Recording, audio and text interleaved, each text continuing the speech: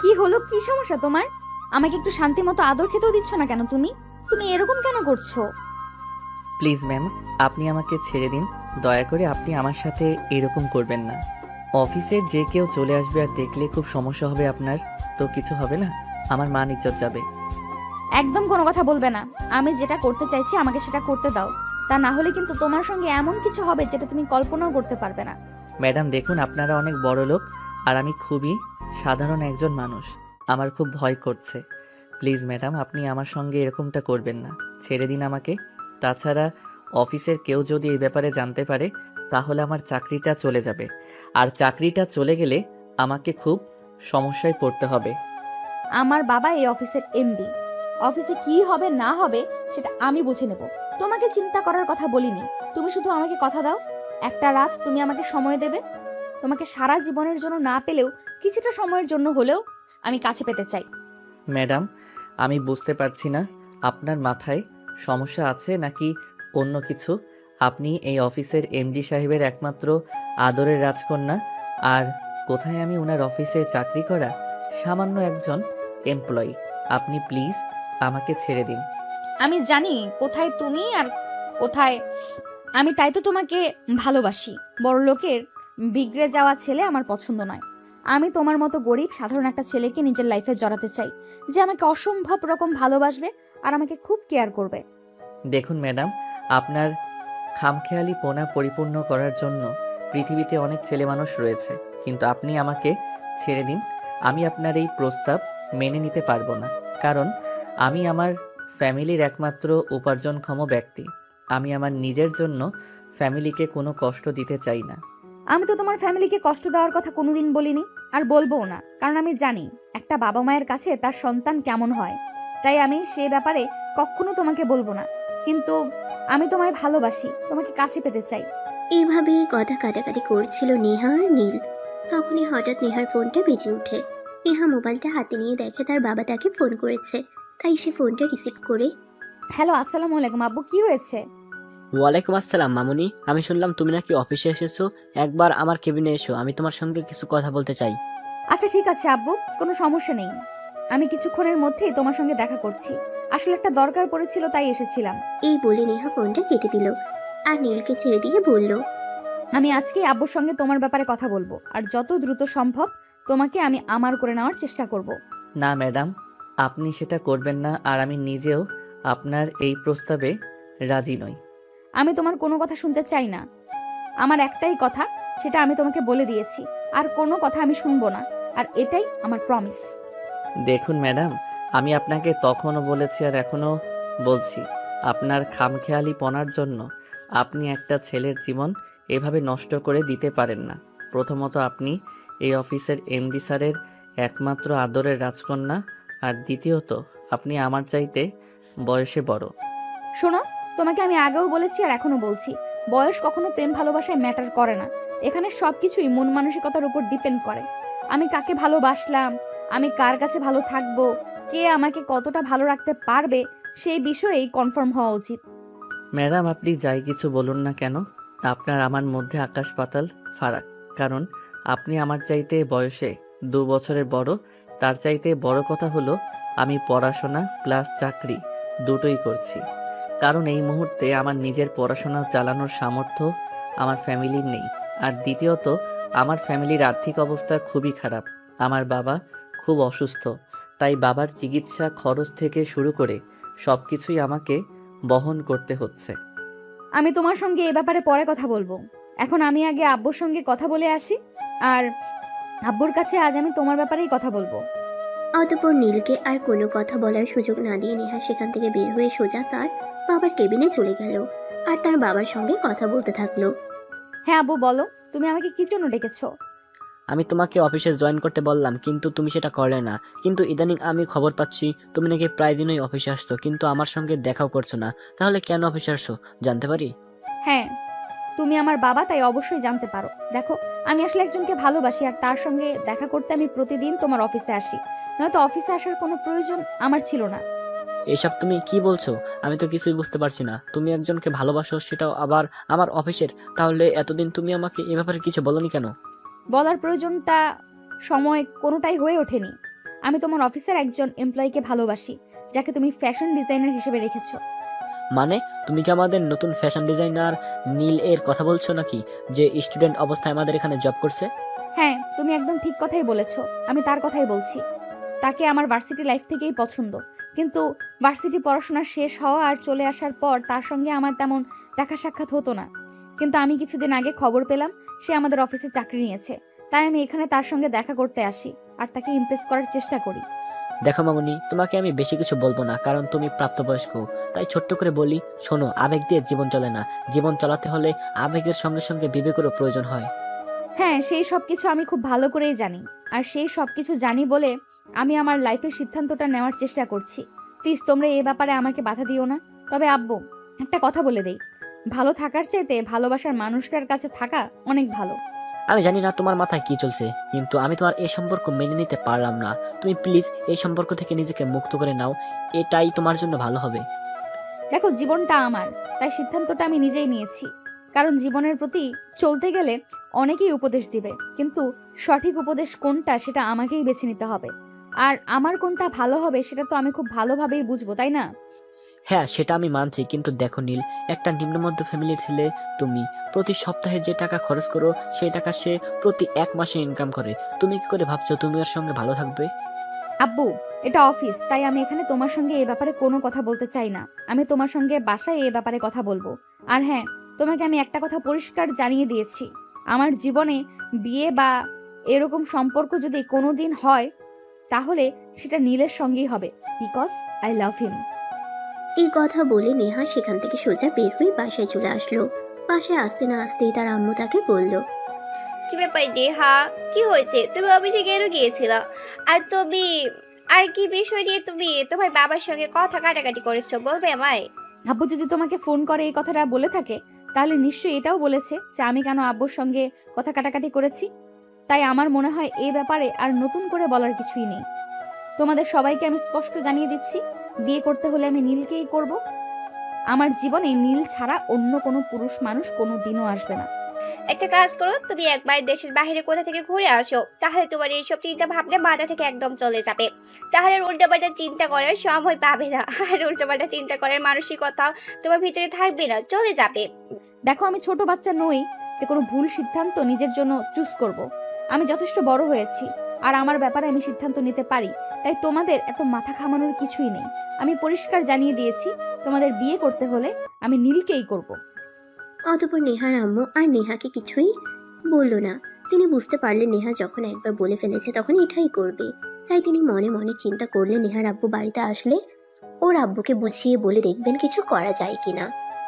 রাতের বেলা যখন নেহার আব্বু বাড়িতে আসলো, খাওয়া দাওয়া শেষ হলে বেডরুমে গিয়ে বসলেন। আর তখনই নেহার আম্মু নেহার আব্বুর কাছে গিয়ে বসলো আর বলতে লাগলো, দেখো, আমি তোমাকে কিছু বলতে চাই, প্লিজ তুমি একটু শান্ত মাথায় বোঝার চেষ্টা করো। তোমার যা বলার না হয় পরে বলো। কিছু বলতে চাইলে তাড়াতাড়ি বলো, আমার শরীর খারাপ লাগছে, আমাকে বিশ্রাম নিতে হবে। তুমি সকালবেলা আমাকে যে বিষয়টি নিয়ে বলেছিলে, আমি সেই বিষয়ে তোমার সঙ্গে কথা বলতে চাই। তুমি তো জানোই আমার মেয়েটা ছোটবেলা থেকেই এক কথার মানুষ, তার যখন যেটা মনে হয় সেটাই করে। আর আজকে যখন বাসায় আসলো তখন আমি তাকে এই ব্যাপারে বলেছিলাম যে আমাকে পরিষ্কার জানিয়ে দিয়েছে, আর তার জীবনে যদি কোনো ছেলে মানুষ আসে তাহলে সে নীলকেই বিয়ে করবে, তাছাড়া অন্য কোনো ছেলেকে সে বিয়ে করবে না। দেখো নেহা, ছোট হলেও তুমি কিন্তু ছোট না, তাই তোমাকে বলছি জীবনটা ছেলে খেলা নয়। যেভাবে মন চাইলো সেভাবে কাটিয়ে দিলাম। জীবনটা অনেক বড়, আর জীবনটা চালাতে হলে আবেগ নয় বিবেক দিয়ে চালাতে হয়। সেই সঙ্গে টাকা পয়সা, অর্থকড়ি, অনেক কিছুর প্রয়োজন হয়। তাই তুমি তোমার মেয়েকে বুঝিয়ে বলো এসব চিন্তা ভাবনা মাথা থেকে জেরে ফেলে দিতে, তা না হলে এগুলো নিজের জন্যই অমঙ্গলজনক হবে। আমি বুঝতে পারছি না আমার কোন দিকে যাওয়া উচিত, এদিকে নিজের স্বামী, অন্যদিকে নিজের একমাত্র মেয়ে, দুজনের মধ্যে থেকে কাকে সাপোর্ট করব। যাই হোক, তারপরেও আমি তোমাকে বলছি, প্লিজ তুমি নিজের মেয়ের সঙ্গে এরকম করো না। তুমি প্লিজ কোনো কথা না বলে চুপচাপ এখান থেকে চলে যাও। আমি তোমার কাছ থেকে কোনো অ্যাডভাইস নিতে চাই না। আমার যখন যেটা মন চাইবে তখন আমি সেটাই করব। আর নেহাকে তুমি জানিয়ে দিও আমি তার বিয়ের জন্য সম্বন্ধ দেখছি। আমার যে ছেলেকে পছন্দ হবে আমি তার সঙ্গে নেহাকে বিয়ে দেবো। তুমি যদি এই সিদ্ধান্ত নিয়ে থাকো তাহলে আমিও তোমাকে বলছি, তুমি তো আমার মেয়েকে চেনো, সে যদি কিছু বলে তখন সে সেটাই করেছে, কিন্তু অন্য কারো কথা শুনে না। তাই আমি তোমাকে বলছি, এরকম সিদ্ধান্ত নেওয়ার আগে একবার মেয়ের সঙ্গে কথা বলে আলোচনা করে নিও। শোনো, অন্য কোনো ফ্যামিলিতে এইসব চললেও আমাদের ফ্যামিলিতে যে এইসব চলে না সেটা তুমি খুব ভালো করেই জানো। কারণ আমি তোমার সঙ্গে 26টা বছর ধরে সংসার করছি। এর মধ্যে কোনোদিনও কি এমন হয়েছে যে তোমার কাছ থেকে অনুমতি নিয়ে আমি কিছু করেছি? তাহলে তুমি এটা ভাবলে কি করে আমি আমাদের মেয়ের কাছ থেকে অনুমতি নিব? ঠিক আছে, তোমাদের যা ভালো মনে হয় তোমরা তাই করো, কিন্তু আমার মনে হচ্ছে তোমরা বাপ মেয়ে মিলে বাড়িতে একটা যুদ্ধ খেতে বানিয়ে ছাড়বে। কারণ তোমরা যা শুরু করেছো এরপর তো মাথায় শুধু এইটুকুই আসে। অতঃপর নেহার আম্মু আর কোনো কথা না বাড়িয়ে চুপচাপ বিছানায় শুয়ে ঘুমিয়ে পড়লেন। পরের দিন দুপুরবেলা যখন নেহা দুপুরের খাবার খেতে গেল, তখন তিনি নেহার পাশে বসলেন আর নেহার মাথায় হাত বুলাতে বুলাতে বললেন, নেহা, তুই আমার একমাত্র কলিজা, ছেড়ে ধন, তোকে আমি কিছু বলতে চাই। প্লিজ মা, তুই আমার কথাটা রাখবি, বল। বলো না কি বলবে। দেখ, তোর আর এই নীলের এই সম্পর্ক তোর আব্বু কোনোদিনও মেনে নেবে না, তাই আমি বলি তুই নীলকে ভুলে যা। আর সবচেয়ে বড় কথা হলো, নীল তোর চাইতে বয়সে ছোট, এগুলো মানুষ ভালো চোখে দেখে না। তাই আমি তোর মা হিসেবে বলছি এই সম্পর্ক থেকে নিজেকে গুটিয়ে নিয়ে। তোমার কি মাথা খারাপ হয়েছে নাকি? আমি সেটাই বুঝতে পারছি না। তুমি আমার মা, তুমি খুব ভালো করেই জানো আমি যখন কোনো সিদ্ধান্ত নেই তখন সেখান থেকে আমাকে কেউ পিছু হটাতে পারে না। আর এখন কিনা আমি একজনকে ভালোবেসেছি, সেখান থেকে কেউ আমাকে পিছু হটাবে? এটা জাস্ট ইম্পসিবল। তোমরা যদি আমার পাশে নাও থাকো, তাও আমার নীলকেই লাগবে, অন্য কাউকে নয়। প্লিজ লক্ষ্মী মেয়ে, আমার একটু বোঝার চেষ্টা কর। তোর আব্বু এই সম্পর্ক কোনোদিনও মেনে নিবি না, তাই কে অযথাই নিজেকে কষ্ট দিবি। কারণ আমি তাকে ভালোবাসি। আমার ভালোবাসার মানুষকে পাওয়ার জন্য প্রয়োজন হলে আমি তোমাদের কেউ ছেড়ে চলে যাব। নেহার আম্মু তখন কি করবে কিছুই বুঝতে পারছেন না। একদিকে তার মেয়ে, অন্যদিকে স্বামী, দুজনেই সমান জেদি। কেউ কারোর জেদের কাছে কখনোই হার মানতে চায় না। তাহলে এখন কি হবে? চলুন ভিউয়ার্স, কথা না বাড়িয়ে দেখা যাক কি হয়। পরের দিন সকালবেলা ঘুম থেকে উঠে নেহা তার আব্বুকে বাসায় দেখতে পেল না, তাই সে বাসা থেকে বের হয়ে সোজা অফিসে চলে গেল, তার বাবার সঙ্গে কথা বলার জন্য অফিসের কেবিনের সামনে দাঁড়িয়ে। May I come in? হ্যাঁ, ভেতরে এসো। হঠাৎ তুমি কি মনে করে আমার অফিসে? কোনো দরকার পড়লো নাকি? হ্যাঁ, তোমার সঙ্গে দরকার পড়লো, তাই তো তোমার সঙ্গে দেখা করতে আসলাম। আমি তোমাকে কিছু বলতে চাই। হ্যাঁ বলো না, তুমি আমাকে কি বলতে চাও? আমি তোমার সিদ্ধান্ত মেনে নিতে পারলাম না, কারণ জীবনটা আমার। জীবনের সমস্ত সমস্যাগুলোর সম্মুখীন আমাকে হতে হবে, তখন কিন্তু আমি কাউকে পাশে পাবো না। তাই আমার ভালো থাকা, মন্দ থাকা, ভালো লাগা, মন্দ লাগার বিষয়গুলোকে আমি ভেবে নিতে চাই। আমাকে ভেবে নিতে দাও। মানে তুমি কি বলতে চাইছো? আমি কিছুই বুঝতে পারছি না। তুমি ওই 3rd ক্লাস মার্কা ছেলেটাকে বিয়ে করতে চাও? এটা আমি কোনোদিনও মেনে নিব না, কারণ তুমি আমার সন্তান। তোমার সমস্ত ব্যাপারে সিদ্ধান্ত নেওয়ার অধিকার আমার রয়েছে। বাবা হিসেবে যদি আমার সমস্ত বিষয়ে সিদ্ধান্ত নেওয়ার অধিকার তোমার থেকে থাকে, আমি মেয়ে হিসেবে তোমাকে বলছি আমি অ্যাডাল্ট। আমার নিজের ব্যাপারে নিজের সিদ্ধান্ত নেওয়ার বয়স হয়েছে। তাই তুমি আমাকে কোনো প্রকার বিরক্ত করো না। আমি আবার নিজের ভালোবাসার মানুষকে ভালোবেসে আপন করে নিতে চাই। এতে আমি তোমার কোনো কথাই শুনবো না। তাহলে শুনে রাখো, আমি আমার সমস্ত সম্পত্তি থেকে তোমাকে বঞ্চিত করব। আমি আমার সমস্ত সম্পদ যে কোনো অনাথ আশ্রম বা কোনো স্বেচ্ছাসেবী ফাউন্ডেশনের নামে লিখে দেবো। তখন কিন্তু তুমি আমাকে কোনো বাধা দিতে পারবে না। শোনো, তোমার সম্পদের উপর কোনো লোভ আমার নেই, কারণ ভালোবাসার মানুষের সঙ্গে মানুষের কাজ কমাতে হবে। বসবাস করতে পারে, একবেলা না খেয়েও থাকতে পারে। তাই আমি তোমার এইসব কথা কোনোভাবেই নিজের সিদ্ধান্ত থেকে পিছপা হব না। আমি কিন্তু শেষবারের মতো বলছি, আমি কিন্তু তোমাকে ত্যায্য পুত্র করব। তখন কিন্তু আমার কোনো কিছুর উপর তোমার কোনো অধিকার থাকবে না। তুমি আরো একবার ভেবে নাও। আমি বললাম তো, আমার ভাবা চিন্তা শেষ। আমি আর কোনো কিছু চিন্তা ভাবনা করতে চাই না। আমি যেটা সিদ্ধান্ত নেওয়ার আমি নিয়ে নিয়েছি। এখন তুমি কি করবে সেটা একান্তই তোমার ব্যাপার। আমি তোমাকে এই ব্যাপারে কিছুই বলবো না। তবে আমি নীলকে ভালোবাসি আর নীলকেই বিয়ে করব। এই ব্যাপারে যদি কেউ আমাকে বাধা প্রদান করে, তাহলে আমি তার কোনো বাধা মানব না। এরপর নেহা তার আব্বুকে আর কোনো কথা বলার সুযোগ না দিয়ে তার আব্বুর কেবিন থেকে বের হয়ে সোজা বাসায় চলে গেল।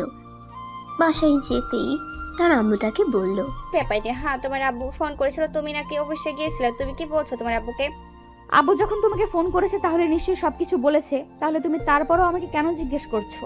আমাকে প্রশ্ন করার তো কোনো প্রয়োজন নেই। তোমার কি একবার মনে হচ্ছে না তুমি সিদ্ধান্ত ভুল নিয়েছো, যেটা তোমার জীবনের জন্য ক্ষতিকর হয়ে দাঁড়াতে পারে? প্লিজ বাবা মা হিসেবে আমরা তোমার অনুরোধ করছি, তুমি তোমার সিদ্ধান্ত থেকে ফিরে আসো। আমরা তোমাকে ভালো ছেলে দেখে বিয়ে দিব, যে তোমাকে অনেক সুখী শান্তিতে রাখবে। যেখানে ভালোবাসা থাকবে না সেখানে সুখ শান্তি আসবে কি করে? আমি আমার মনের মাঝে একজনকে রেখে অন্যজনের সঙ্গে সংসার করতে পারবো না। এটা আমার দ্বারা সম্ভব হবে না কোনোদিনও। তাই আমি সিদ্ধান্ত নিয়েছি এই বাড়ি ছেড়ে চলে যাব আর নীলকেই বিয়ে করব। এই কথা বলতে বলতেই নেহা তার নিজের রুমে চলে আসলো আর সঙ্গে সঙ্গেই নীলকে ফোন দেয়।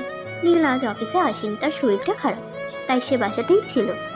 নীল বিছানায় শুয়েছিল, তখনই ফোনের রিংটোনের আওয়াজ শুনতে পায়। তখন সে মোবাইলটা হাতে নিয়ে দেখে নেহা তাকে ফোন করেছে। সে ফোনটা রিসিভ করতে চাইলো না, কিন্তু পরপর ফোন বেজেই চলছিল, তাই সে বাধ্য হয়ে ফোনটা রিসিভ করলো। আসসালামু আলাইকুম। কি ব্যাপার ম্যাডাম, আপনি আমাকে কেন ফোন করেছেন? ওয়ালাইকুম আসসালাম। তুমি আজ অফিসে আসোনি কেন? তোমার সঙ্গে আমার জরুরি দরকার আছে। তুমি আজ বিকেলেই আমার সঙ্গে একবার দেখা করবে। সরি ম্যাডাম, আজ আমি আপনার সঙ্গে দেখা করতে পারবো না, কারণ আমার শরীরটা ভালো নেই। আমি অন্য কোনো দিন আপনার সঙ্গে দেখা করি। তাছাড়া আমার সঙ্গে আপনার কি এমন দরকার পড়লো যে আজকেই আপনার সঙ্গে দেখা করতে হবে? জরুরি কিছু হলে ফোনে বলতে পারেন। না, সেরকম কিছু নয়। ফোনে বললে হবে না, তোমার সঙ্গে সরাসরি দেখা করতে চাই। আর সরাসরি দেখা করে সবকিছু তোমাকে বলতে চাই। তুমি কি আগামীকাল অফিসে আসছো? তাহলে আমি তোমার সঙ্গে আগামীকাল অফিসেই দেখা করব। নয়তো তুমি তোমার বাসার ঠিকানা দাও, আমি তোমার সঙ্গে তোমার বাসায় এসে দেখা করব। না ম্যাডাম, বাসার ঠিকানা দেওয়ার কোনো প্রয়োজন নেই। আমি আগামীকাল অফিসে আসছি, আর অফিসেই আপনার সঙ্গে দেখা করব। আচ্ছা ঠিক আছে, তুমি সময় মতো চলে এসো। আমি আগামীকাল সকালেই তোমার জন্য অফিসে ওয়েট করব। আচ্ছা ম্যাডাম, ঠিক আছে, কোনো সমস্যা নেই। আমি তো প্রতিদিন সময় মতোই অফিসে চলে যাই। এখন তাহলে রাখি, আমার ভালো লাগছে না। এই কথা বলে নীল ফোনটা কেটে দিল আর বিছানায় চুপচাপ শুয়ে রইল। এদিকে পরের দিন সকালবেলা সকাল 8টা বাজতে না বাজতেই নেহা ঘুম থেকে উঠে ফ্রেশ হয়ে রেডি হয়ে নিল। সে নিচে যাচ্ছিল, এমন সময় তার মা তাকে বলল, কি ব্যাপার নেহা, তুমি তো কোনোদিনও এই সকালবেলা ঘুম থেকে উঠোই না, তাহলে আজ হঠাৎ এত সকালে ঘুম থেকে উঠলে কিছু হয়েছে নাকি? না, সেরকম কিছুই হয়নি। আসলে আজ নীলের সঙ্গে একটু কথা বলতে যাব, তাই সকাল সকাল ঘুম থেকে উঠলাম। আমরা খুব দ্রুতই বিয়ে করতে চলেছি, এটা আব্বুকে বলে দিও। আমি বুঝতে পারছি না তোমার বাবার মধ্যে কেমন দ্বন্দ্ব চলছে। প্লিজ তোমরা এইসব কিছু বন্ধ করো। আমি তোমাদের এইসব কিছু আর সহ্য করতে পারছি না। প্লিজ আমাকে এইসব কিছু থেকে রেহাই দাও। আমি তো তোমাদেরকে কোনো কিছুই বলিনি, আর কিছু করিও নি। তাহলে এইসব কথা আমাকে কেন শোনাচ্ছ? তোমাদের যা ইচ্ছা হয় তোমরা তাই করো। আমার লাইফের কোন ডিসিশনটা কি নিতে হবে সেটা আমাকে চিন্তা করতে দাও। আমি আমার ভালোবাসার মানুষটাকেই বিয়ে করব। তারপরও আমি তোমার মা হিসাবে শেষবারের মতো অনুরোধ করে বলছি, আর একবার চিন্তা করে দেখো, নিজের জীবনে কোনো সিদ্ধান্ত নিও না যেটা তোমার জন্য ক্ষতিকারক হবে। নেহা তখন তার আম্মুকে আর কোনো উত্তর না দিয়ে চুপচাপ বাসা থেকে বের হয়ে অফিসের উদ্দেশ্যে রওনা দিল। রাস্তার মাঝখানে হঠাৎ গাড়িটা নষ্ট হয়ে গেল। তখনই নেহার মেজাজ বিগড়ে গেল। সে ড্রাইভারকে বলতে লাগলো, সমস্যা কি তোমার? সকালবেলা গাড়িটাও একটু চেক করতে পারো না? গ্যারেজ থেকে বের করার আগে একবার চেক করে নিলেই তো এই সমস্যাটা হতো না। এখন আমি অফিসে পৌঁছাবো কি করে? আমার তো লেট হয়ে যাবে। নীল আমার জন্য ওয়েট করছে। সমস্যা নেই ম্যাডাম, আপনি 5 মিনিট বসুন, আমি দেখছি কি করা যায়। চিন্তা নেই, আমি সময় মতো আপনাকে পৌঁছে দেব। এখন ফালতু কথা বলে টাইম ওয়েস্ট না করে কি করা যায় সেটাই দেখো। আমার হাতে সময় একদম কম। আমাকে যত দ্রুত সম্ভব অফিসে পৌঁছাতে হবে, আর নীলের সঙ্গে কথা বলতে হবে। Mind it. হ্যাঁ ম্যাডাম, আমি দেখছি কি করা যায়। অতঃপর ড্রাইভার কিছুক্ষণের মধ্যেই গাড়ি ঠিক করে নেহাকে পৌঁছে দিল অফিসে। নেহা অফিসে এসে সোজা নীলের কেবিনে চলে গেল। সে নীলের কেবিনে পৌঁছে দেখতে পেল কিছু কাজ করছে। তখন এসে দরজায় নক করলো। নীল মাথা তুলে তাকিয়ে তাকে দেখে ভিতরে আসতে বলল আর বলল, হ্যাঁ ম্যাডাম, এবার বলুন আপনি আমাকে কি বলতে চেয়েছিলেন? কি এমন জরুরি কথা যেটার জন্য আপনাকে এত সকালবেলা অফিসে ছুটে আসতে হলো? নীল, আমি তোমাকে বিয়ে করতে চাই। আমি আমার বাবার রাজপ্রাসাদ ছেড়ে তোমার কাছে চলে আসতে চাই সারা জীবনের জন্য। Madam please try to understand, এটা হয় না। দেখুন, আপনি একটা ফ্যামিলিতে বিলং করেন, আর আমিও একটা ফ্যামিলিতে বিলং করি। আপনি আমার চাইতে বয়সে বড়, সেটাই সবচাইতে বড় কথা। সমাজ এটা মেনে নিবে না। সমাজ আমাদের হাজারটা কথা শোনাবে, সেটাও বড় কথা নয়। আমার ফ্যামিলি আমার চাইতে বয়সে একটা বড় মেয়েকে কখনোই আমার সঙ্গে মেনে নেবে না। তাছাড়া আপনার বাবা তো কখনোই না। হ্যাঁ, সেটা আমি খুব ভালো করেই জানি যে আমার বাবা আমাদের এই সম্পর্ক মেনে নেবে না। তাই আমি আমার বাবাকে পরিষ্কার জানিয়ে দিয়েছি, আমি আমার বাবা কিংবা আমার ফ্যামিলির সঙ্গে বিয়ের পর কোনো রকম কোনো সম্পর্ক রাখবো না। তাদের সঙ্গে কখনো যোগাযোগই করব না। আমি আমার ভালোবাসার মানুষটাকে নিয়ে যেইভাবে পারি ভালো থাকার চেষ্টা করব। তাহলে তো ম্যাডাম প্রশ্নই ওঠে না, যেই জীবনে বাবা মায়ের আশীর্বাদ থাকবে না সেখানে তো কোনো সম্পর্ক গড়ে তোলার প্রশ্নই ওঠে না। কারণ আমি আপনার বাবা মার বিরুদ্ধে গিয়ে আপনাকে কখনোই বিয়ে করতে পারবো না। তোমার কাছে কি ভালোবাসার কোনো মূল্য নেই? আমি তোমাকে ভালোবাসি। সেটা তুমি কেন বুঝতে পারছো না? তোমাকে ছাড়া অন্য কাউকে বিয়ে করা আমার পক্ষে কখনোই সম্ভব না। তাই তো আমি আমার বাবাকে পরিষ্কার জানিয়ে দিয়েছি, বিয়ে করতে হলে আমি তোমাকেই করব, অন্য কাউকে না। না হলে জীবনে একা থেকে যাব। I am sorry to say madam, আপনার বাবা মায়ের মনে কষ্ট দিয়ে আমি আপনাকে কোনোদিনই বিয়ে করতে পারবো না। তাই বলছি, প্লিজ আপনি আমাকে আপনার মনের মনি কোঠা থেকে সরিয়ে দেন। কারণ যে এই সম্পর্ক কোনোদিনও পরিপূর্ণতা পাবে না, সেই সম্পর্কে নিজেকে জড়িয়ে রেখে অযথাই কষ্ট দেওয়ার কোনো কারণ নেই। তার মানে তুমি আমাকে এটা পরিষ্কার করে বলে দিচ্ছ যে তুমি আমাকে কোনোদিনই বিয়ে করবে না, তোমার ভালোবাসাকে স্বীকৃতি দেবে না? না ম্যাডাম, এটা আমার পক্ষে কোনোভাবেই সম্ভব নয়। কারণ আপনার বাবা তো কোনোদিনই মেনে নেবে না, আমার বাবা মাও কোনোদিনও মেনে নেবে কি না তারও কোনো গ্যারান্টি নেই। I am so sorry. Neha কি করবে কিছুই বুঝতে পারছিল না। যেই ভালোবাসার মানুষটাকে পাওয়ার জন্য সে তার বাপের সঙ্গে এত কিছু করলো, আর সেই মানুষটাই কি না তাকে দূরে সরিয়ে দিচ্ছে, এই সব কিছু ভাবতে পারছে না। তার মাথা খারাপ লাগছে, তাই সে নীলকে বলে, ঠিক আছে, সমস্যা নেই। যেখানে আমার ভালোবাসার মানুষটাকে পাবো না, সেখানে সেই না পাওয়া মানুষটা আমার চোখের সামনে ঘুরঘুর করুক, সেটাও আমি সহ্য করতে পারবো না। তুমি আজকেই আমাদের অফিস থেকে চাকরি ছেড়ে চলে যাবে। আমি তোমাকে আগামী 3 মাসের অ্যাডভান্স বেতন দিয়ে দেব। আর এই 3 মাসের মধ্যে নিশ্চয়ই তুমি কোথাও একটা চাকরি পেয়ে যাবে। আর আগামী কাল থেকে আমি অফিসে জয়েন করব। ম্যাডাম প্লিজ, আপনি আমার সঙ্গে এরকমটা করবেন না, এভাবে বদলা নেবেন না। দেখুন, যেটা হওয়ার নয় সেটা আমরা কোনোদিনই সম্ভব করতে পারবো না, কিন্তু চাকরিটা চলে গেলে আমাকে অনেকটা বেকায়দায় পড়ে যেতে হবে। Please madam, try to understand.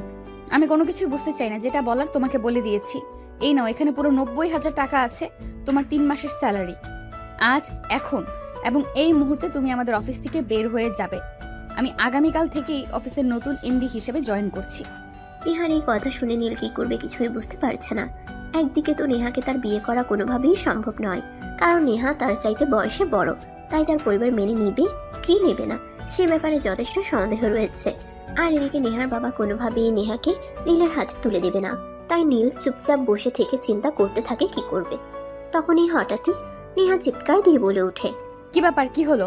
আমি তোমাকে কি বলেছি তুমি কি শুনতে পাওনি? তুমি এক্ষুনি আমার চোখের সামনে থেকে বিদায় হও। আর এই অফিসে কোনোদিনও তোমার ছায়া আমি দেখতে চাই না। ঠিক আছে ম্যাডাম, কোনো সমস্যা নেই। আমাকে এভাবে বিপদে ফেলবেন সেটা আমি কোনোদিনও ভাবতে পারিনি। পড়াশোনা আর চাকরি দুটোই একসঙ্গে করছিলাম, আর তখনই আমার জীবনে এরকম একটা ঝড় আসতে হলো। যাই হোক, সমস্যা নেই, আল্লাহ সহায়। এত কথা কেন বলছো তুমি? আমি তো সেটাই বুঝতে পারছি না। চুপচাপ এখনই এই অফিস থেকে বের হয়ে চলে যাও। আমি তোমাকে নেক্সট টাইম আর 1 সেকেন্ডের জন্য এই অফিসে দেখতে চাই না। এই কথা বলে নেহা নীলের কেবিন থেকে বের হয়ে সোজা বাসায় চলে গেল। এদিকে নীল কিছুক্ষণ পর তার বসের কেবিনে গেল। আসসালামু আলাইকুম বস, আমি আপনাকে কিছু বলতে চাই। ওয়ালাইকুম আসসালাম। হ্যাঁ বলো না, তুমি আমাকে কি বলতে চাও? দেখুন, আমি আপনাদের অফিসে চাকরি নিয়েছিলাম চাকরিটা করবার জন্যই, কিন্তু চাকরিটা আমার আর করা হয়ে উঠলো না। আমি আগামীকাল থেকে অফিসে আসবো না। কিন্তু কেন হঠাৎ তুমি এরকম সিদ্ধান্ত নিলে? কেন অফিসে না আসার কারণটা কি আমি জানতে পারি? কারণ তুমি অফিসে যখন তাকে নিয়েছিলে তখন তুমি আমাকে বলেছিলে তুমি একটা সরকারি চাকরি পাওয়ার আগ পর্যন্ত এখানে চাকরি করবে, কারণ এই মুহূর্তে টাকা পয়সার তোমার খুবই প্রয়োজন। কিন্তু হঠাৎ এমন কি হলো যে তুমি চাকরিটা ছেড়ে দিচ্ছ কোনো কথাবার্তা ছাড়াই? দেখুন স্যার, আশা করি আপনাকে সবকিছু খুলে বলার প্রয়োজন নেই। আপনি কিছুটা হলেও আন্দাজ করতে পারছেন। তারপর আমি বলছি, নেহা ম্যাডাম চায় না আমি এই অফিসে চাকরি করি। তাছাড়া এরকম সিদ্ধান্ত নেওয়ার পিছনে যে কি কারণ রয়েছে সেটাও আপনি জানেন। আর উনি আমাকে 3 মাসের স্যালারি অ্যাডভান্স করে দিয়েছেন, তাই আমি আর আগামীকাল থেকে অফিসে আসবো না। নেহা ম্যাডাম চান না আমি এই অফিসে চাকরি করি, তাই আমি চলে যাচ্ছি। আমি তোমাকে কিছুই বলবো না, কারণ আমার মনে হয় তুমি যে সিদ্ধান্তটা নিয়েছো সেটা একদমই উত্তম সিদ্ধান্ত। কোথায় তুমি আর কোথায় আমার মেয়ে? তুমি যে টাকা 1 মাসের স্যালারি পাও সেই টাকা দিয়ে আমার মেয়ের 1 সপ্তাহের খরচও চলে না। তাই তাকে বিয়ে করা বা ভালোবাসার প্রলোভ বন্ধ দেখানো থেকে বিরত থাকাই ভালো। কারণ আমার মেয়েটাকে ছোটবেলা থেকে আমি আমার সর্বস্ব দিয়ে বড় করেছি। আমি চাই আমার মেয়ে আমার পছন্দ মতো কাউকে বিয়ে করুক, আর তুমি হয় তোমার লেভেলের কাউকে বিয়ে করে নিও। বিয়ে শাদী জীবনে আদৌ করবো কিনা সে ব্যাপারেও যথেষ্ট সন্দেহ রয়েছে, কারণ বিয়ে আর প্রেম এসব নিয়ে কোনো আগ্রহ আমার কোনোদিন ছিল না। ভবিষ্যতে হবে কিনা সেটাও জানি না। যাই হোক, এত কথা তো আপনাকে বলে লাভ নেই। আমি আসছি, জীবনে যদি কখনো প্রয়োজন মনে হয় আমার লাইফে কোনো মেয়ে মানুষের প্রয়োজন আছে, তাহলে তো বিয়েটা করব, না হলে তো চিরকাল একাই কাটিয়ে দেব। আসসালামু আলাইকুম। এই কথা বলে নীল সেখান থেকে বের হয়ে চলে গেল। এদিকে নেহা বাসায় এসে তার আম্মুকে বলে, আম্মু, তোমাদের চিন্তা করার কোনো কারণ নেই, কারণ যেই মানুষটাকে আমি ভালোবেসে বিয়ে করতে চেয়েছিলাম সেই মানুষটাই আমাকে চাইলো না। তাই আমি সিদ্ধান্ত নিয়েছি আমি আর এই ব্যাপারে কোনো কথা বলবো না, আর আমার জীবনে কোনোদিন বিয়ে করব না। কারণ আমার ভালোবাসার মানুষটাকে যেখানে পেলাম না সেখানে বিয়ে করে কি লাভ? ভালো তো জীবনে একজনকেই বাসা যায়, তাহলে কেন অযথাই আরেকটা মানুষের সঙ্গে নিজের জীবনটাকে জড়াবো? জীবনটা আবেগ দিয়ে চলে না রে মা। জীবনের পথে চলতে হলে কাউকে না কাউকে প্রয়োজন হয়, তো সেটা জানি না। দেখ, নিজের সঙ্গে তোর কি হয়েছে সেটা আমি জানি না, তবে আমি মা হিসেবে তোকে সাজেস্ট করব কয়েকটা দিন সময় নিয়ে দেখবে, এমনিতেই সব ঠিক হয়ে যাবে, সব কিছু ভুলে যাবি, আর জীবনে কেউ আসলে জীবনটা পরিপূর্ণ হয়ে যাবে। মুখে কোনো উত্তর না দিয়ে নিজের রুমে চলে যায়। অপরদিকে নীল বাড়িতে আসে আর তার মায়ের হাতে টাকাগুলো তুলে দেয়। তার মা এতগুলো টাকা দেখে তাকে বলে, কি ব্যাপার নীল, কি হলো? এতগুলো টাকা তুই কোথায় পেলি? আম্মু, অফিস থেকে আমাকে বের করে দেওয়া হয়েছে 3 মাসের স্যালারি দিয়ে। আমাকে এখন অন্যত্র চাকরি খুঁজতে হবে। এসব তুই কি বলছিস বাবা? এই তো কয়েক মাস হলো তুই এই কোম্পানিতে চাকরি নিয়েছিস, ভালোই বেতন পাস, নিজের পড়াশোনা আর সংসার খরচ সবটাই চালাতে পারছিস, তাহলে এখন হঠাৎ করে কি হলো বল আমাকে শুনি। আম্মু, সেরকম কোনো ব্যাপার নয়, আর যেটা হয়েছে সেটা তোমার সঙ্গে শেয়ার করার মতো নয়। যাই হোক, চিন্তা করো না, এই 3 মাসের মধ্যে নিশ্চয়ই একটা চাকরি পেয়ে যাব। আর একটা চাকরি পেয়ে গেলে তো আর আমাদের কোনো চিন্তা থাকবে না। তাছাড়া এখানে তো পুরো 3 মাসের স্যালারি মানে 90,000 টাকা আছে। সেটা দিয়ে এই কয়দিন আমার পড়াশোনা, রিমির পড়াশোনা আর তোমার চিকিৎসার খরচ চালাতে পারবো। ঠিক আছে বাবা, তুই যেটা ভালো মনে করিস সেটাই কর। আমি জোর করে তোর উপর কোনো কিছু চাপিয়ে দিব না, আর চাপিয়ে দিতে চাইও না। আমি এখন দুপুরের খাবার খাইনি, আমার মন কেন জানি বলছিল আজ দুপুরের খাবার সময় হওয়ার আগেই তুই বাসায় চলে আসবি, আর সেটাই হলো। তাই বলছি তাড়াতাড়ি দুজনে একসাথে আজ দুপুরের খাবার খাবো। আচ্ছা ঠিক আছে, কোনো সমস্যা নেই, তুমি একটু ওয়েট করো, আমি এক্ষুনি হাত মুখ ধুয়ে ফ্রেশ হয়ে আসছি। এই কথা বলে নীল ওয়াশরুমে চলে গেল ফ্রেশ হয়ে আসার জন্য। কিছুক্ষণ পর সে আর তার মা দুপুরের খাবার খেয়ে নিল। বিকেল 3টা নাগাদ রিমি বাসায় আসলো। সচরাচর সে এই টাইমে তার ভাইয়াকে বাসায় দেখে না, তাই সে তার ভাইয়াকে বলে, কি রে, কি ব্যাপার ভাইয়া? তোর কি শরীর খারাপ নাকি? তোকে তো এই সময়ে বাসায় পাওয়াই যায় না, আজ বাসায় কেন? কই না তো, আমার শরীর খারাপ হতে যাবে কেন? এমনিতেই আজ ভালো লাগছে না, তাই অফিস থেকে চলে এসেছি। তোর পড়াশোনা কেমন চলছে সেটাই আগে বল। আজ বিকেলে কিন্তু আমি তোকে পড়তে বসাবো, তারপর দেখবো কলেজে গিয়ে শুধু পড়াশোনা করিস নাকি অন্য কিছু করিস। আরে ভাইয়া, আমি বুঝি না সবসময় তোর মাথায় শুধু উল্টোপাল্টা চিন্তা কেন ঘুরে।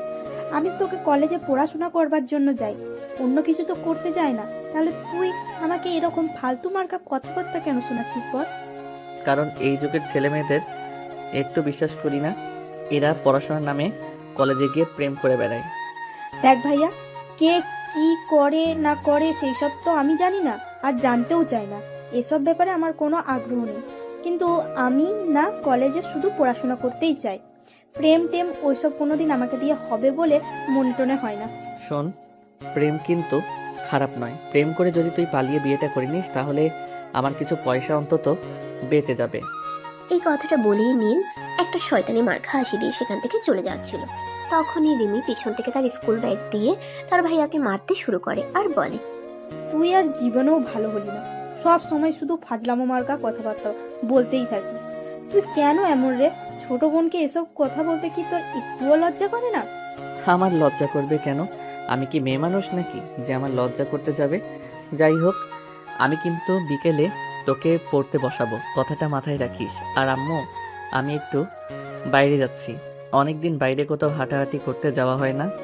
ঠিক আছে, সন্ধ্যার আগেই কিন্তু বাসায় ফিরে আসিস, শীতকাল তো চলেই যাচ্ছে, তোদের তো সময় হয় না, তাই তো শীতের পিঠা তোদের বানিয়ে খাওয়াতে পারলাম না। আজ ভাবছি আমি তোদের ভাই বোনের জন্য পিঠা বানাবো, তাড়াতাড়ি কিন্তু চলে আসিস। ঠিক আছে আম্মু, সমস্যা নেই, আমি সন্ধ্যার আগে চলে আসবো। অতঃপর নীল জামা কাপড় চেঞ্জ করে বাসার বাইরে চলে গেল। তার বন্ধুকে ফোন দিয়ে নদীর পাড়ে আসতে বলল। সে নদীর পাড়ে পৌঁছানোর আগে দেখতে পেল তার বন্ধু হৃদয় সেখানে তার জন্য অনেকক্ষণ আগে থেকেই অপেক্ষা করছে। কি ব্যাপার দোস্ত, তোকে তো অনেকদিন কোনো খোঁজই পাওয়া যায় না। আজ হঠাৎ কি এমন হলো যে তুই নিজের থেকেই ফোন করে আমার সঙ্গে দেখা করতে বললি? আরে বেটা বস না, তোর সঙ্গে আগে একটু গল্প করি, তারপর না হয় ওইসব ব্যাপারে বলা যাবে। তারপর বল, তোর দিনকাল কেমন যাচ্ছে? এই তো আলহামদুলিল্লাহ, আল্লাহর রহমতে ভালোই যাচ্ছে। রিমির সঙ্গে তো আজ দুপুরে দেখা হয়েছিল। সে যখন কলেজ থেকে বাসায় ফিরছিল, রিমির কাছে তোর ব্যাপারে জিজ্ঞেস করেছিলাম। রিমি বলল তুই চাকরি আর পড়াশোনা নিয়ে খুবই ব্যস্ত আছিস, বাইরে আসার মতো সময় নাকি তোর হয়ে ওঠে না। তাহলে আজ কিভাবে সময় পেলি সেটাই তো খুব জানতে ইচ্ছা করছে। অতঃপর নীল হৃদয়কে সবকিছুই খুলে বলল। সবকিছু শুনে হৃদয় নীলকে বলল, দূর বেটা, তুই একটা বোকা। সুযোগে কেউ হাতছাড়া করে? তোর অফিসের এমডির একমাত্র মেয়ে তোকে বিয়ে করতে চাইলো, আর তুই তাকে রিজেক্ট করে দিলি। আমি হলে তোর সঙ্গে সঙ্গে বিয়েটা করে নিতাম। তুই এরকম কেন রে? আরে শালা, তুই বোঝার চেষ্টা কর, সে আমাদের অফিসের এমডির একমাত্র মেয়ে। তার উপর সবচাইতে বড় কথা হলো আমি তার চাইতে বয়সে ছোট। সে আমার থেকে 3 বছরের বড়। আমি কি করে তাকে বিয়েটা করি বল আমাকে? আজকাল না বয়স এইসব কিছুই ম্যাটার করে না। তুই না দীপিকা পাদুকোনকে তো চিনিস, তার জামাই তার থেকে কত বছরের ছোট সেটা তুই জানিস? আমি বাইরে কেন যাচ্ছি, তুই বাংলাদেশেই তাকিয়ে দেখ। আমাদের দেশের কত কত ছেলেরা তাদের চাইতে বয়সে বড় মেয়েকে বিয়ে করতেছে, এমনকি কলেজের টিচারকেও বিয়ে করতেছে। তাহলে কেন তুই তোর অফিসের এমডির মেয়েকে বিয়ে করতে পারবি না? শোন, এখানে আমার একা মতামত দিয়ে কিছুই হবে না। নেহার আব্বু আম্মু, মানে আমার অফিসের এমডি স্যার আর ওনার স্ত্রী, ওনারাও এই সম্পর্ক কোনোদিনও মেনে নেবেন না। তাছাড়া নেহার আব্বু অলরেডি নেহার জন্য পাত্র ঠিক করে রেখেছে। যেখানে আমি নুন খেয়েছি সেখানে তো আমি নেমোখারামি করতে পারতাম না। আচ্ছা ভাই, ঠিক আছে, সে না হয় বুঝতে পেরেছি, কিন্তু এখন কি করবি? তোর পরিবারে তো তুই ছাড়া উপার্জন সক্ষম কোনো ব্যক্তি নেই। তুই যদি ইনকাম না করিস তাহলে তোর সংসার চলবে কি করে? আর তোর পড়াশোনায় বা কি করে চলবে? তাছাড়া তোর একটা ছোট বোন আছে, তাকে পড়াশোনা করানোর থেকে শুরু করে বিয়ে পর্যন্ত তোকেই দিতে হবে। তুই ছাড়া তো এই ব্যাপারে তোকে সাহায্য করার মতো কেউ নেই। আর সবচাইতে বড় কথা হলো তোর মার অসুস্থ। তা তুই ইনকাম না করতে পারিস তাহলে তুই তোর মাকে ভালো রাখবি কি করে? হ্যাঁ, এসব কিছুই তো চিন্তা করছি। তবে নেহা ম্যাডাম একটা কাজ খুবই ভালো করেছেন। উনি আমাকে অফিস থেকে বের করে দেওয়ার আগে আমাকে 3 মাসের স্যালারি অ্যাডভান্স করে দিয়েছেন। যাই হোক, আল্লাহর নিশ্চয়ই কিছু না কিছু একটা ব্যবস্থা করবে আমার জন্য। হ্যাঁ, সেটাই তো। অবশ্যই বান্দার অসুবিধায় আর কেউ পাশে থাকুক বা না থাকুক, আল্লাহ পাক রব্বুল আলামিন ঠিকই আমাদের পাশে থাকেন। যাই হোক, চিন্তা করিস না, আল্লাহ যা করে ভালোর জন্যই করে নিশ্চয়ই। আল্লাহ পাক রব্বুল আলামিন তোর জন্য ভালো কিছু রেখেছেন। এখন চল বাসার দিকে যাওয়া যাক। হ্যাঁ তাই চল, কিন্তু তুই আজ আমার বাড়িতে চল। আমার মা বলেছে আজ আমাদের জন্য শীতের পিঠা বানাবে। তুইও আমাদের সঙ্গে পিঠা খাবি। সবাই মিলে একসঙ্গে বসে পিঠা খাবার মজাই আলাদা। হ্যাঁ, সেটা একদম তুই ঠিক বলেছিস। তাছাড়া আন্টি অনেক ভালো পিঠা বানাতে পারে। আন্টির হাতের পিঠা খেতে আমার দারুণ লাগে। আর তুই যখন বলেছিস তখন তাহলে যাওয়াই যেতেই পারে। এই কথা বলে নীল আর হৃদয় দুজনেই বাড়ির পথ ধরে হাঁটছিল। তখনই হঠাৎ রাস্তার সাইডে একটা বড় গাড়ি দাঁড়িয়ে থাকতে দেখলো তারা দুজনে। গাড়ির ভিতর থেকে গুঙ্গানির শব্দ আসছিল। নীল আর হৃদয় কিছুই বুঝতে পারছিল না। তখনই হৃদয় সাহস করে বলল, দেখ, আমার মনে হয় গাড়ির ভিতরে কোনো সমস্যা হয়েছে। যা হয় সেটা দেখা যাবে। এটা তো আমাদেরই এলাকা। তাছাড়া আমার বড় ভাই এই এলাকার মেম্বার। কোনো সমস্যা হলে সেটা আমার বাড়ির সামলে নেবে। কিন্তু এখন চল একবার গাড়ির ভিতরে দেখি কি হয়েছে তা আসলে। এমনিতেই কত প্রবলেমের মধ্যে আছি, তারপরেও যদি নতুন সমস্যায় পড়ি তাহলে কি হবে? আচ্ছা যাই হোক, চল, যা আছে কপালে তাই হবে। কিন্তু দেখি ভিতরে কেউ সমস্যায় পড়েছে কিনা। এই কথা বলে নীল আর হৃদয় দুজনে খুবই সতর্কভাবে গাড়ির দরজা খুলল। ভিতরে দেখতে পেল একজন বয়স্ক লোক শ্বাসকষ্টে ভুগছে। নিঃশ্বাস নিতে খুবই কষ্ট হচ্ছে।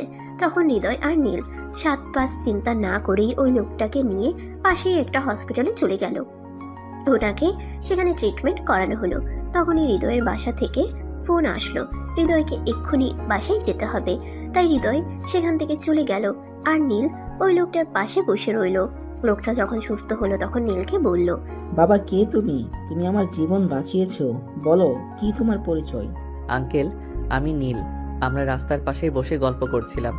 তখনই দেখতে পেলাম আপনার গাড়িটার ভিতর থেকে ঘুঙানোর শব্দ আসছিল।